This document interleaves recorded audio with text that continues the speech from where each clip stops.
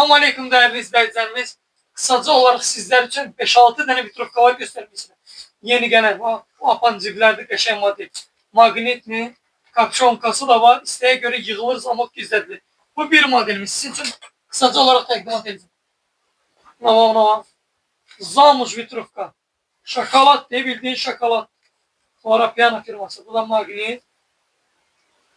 Gol sesi manşetli. Ve nəzərinizə çatdırım ki, M razmerlərdən 3XO kimdir. Bu da sizlər üçün nə var? Qaymaq. Kətan vitrovka istəyənlər üçün nə yaxından çək qardaşım. Kətan qardaş istəyənlər üçün var. Kətan vitrovka vardır. Göy və maloça rengi var. Buna bak. Danışır adamla. Buna var. Bu da iç hissəsidir. Magnetləndir.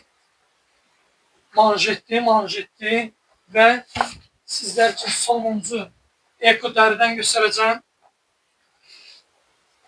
Boğaz sesi kaşen varetnik stoykadır. Dolce Gabbana firmasıdır. Magnum kişi günleri sizlerin yolunuz gözleyip teşekkür ederim. Yeni sezona dağılın tökülün hamısının malları.